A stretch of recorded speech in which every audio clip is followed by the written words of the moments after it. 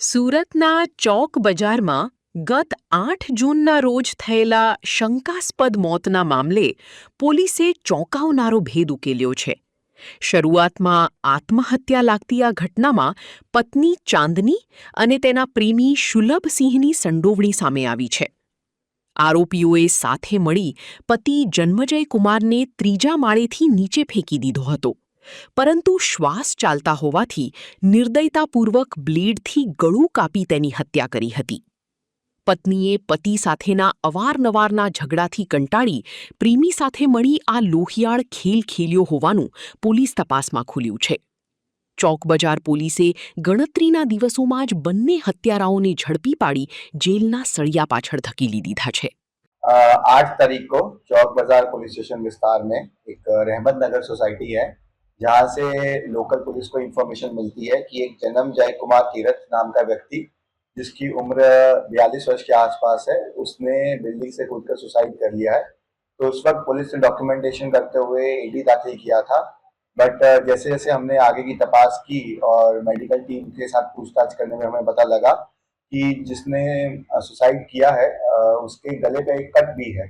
तो फिर हमने आगे फर्दर तपास किया, मेडिकल टीम के साथ संकलन किया और आसपास के सीसीटीवीज भी देखे. तो सीसीटीवीज जब हमने देखे तो वहां पे एक सस्पिशियस मूवमेंट हो रहा था एंड ज्यादा डिटेल करने के बाद हमें पता लगा कि उस व्यक्ति का नाम शुभल सिंह बम बहादुर था. और हमने फिर उसके बारे में जब और ज्यादा पूछताछ की तो हमें पता लगा ये जो व्यक्ति है शुभल सिंह नाम का, उसका जो मरण दिनार है उसकी पत्नी चांदनी कुमारी के साथ पहले से अफेयर था.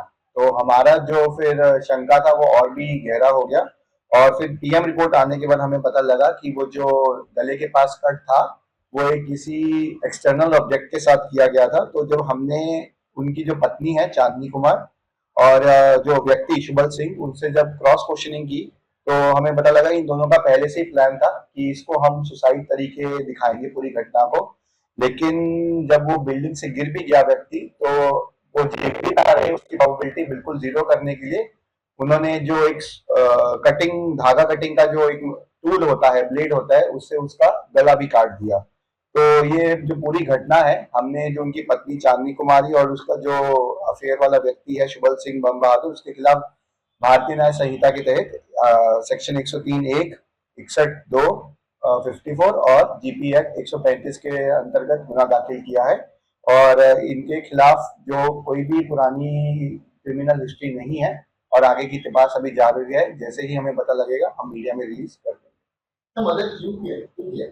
जैसे मैंने बताया कि जो पत्नी थी उनका अपने पति के साथ छोटा मोटा रेगुलर झगड़ा रहता था और ये जो शुभल सिंह है जिनको हमने अरेस्ट किया है उनका उनके साथ अफेयर था. तो वो रिश्ता खत्म करने के लिए इन दोनों का प्लान था कि पति को मार देते हैं और ताकि जो भी आगे की जिंदगी है वो आपस में एक साथ रह सके. ये जी हम क्रॉस क्वेश्चन कर रहे हैं, अभी जैसे ही हमें डिटेल्स पता लगेंगे हम वो मीडिया में प्रूव कर देंगे. प्लान जैसे मैंने आपको बताया कि पहले उन्होंने ये सोचा कि हमें पूरी घटना को सुसाइड तरीके दिखाएंगे.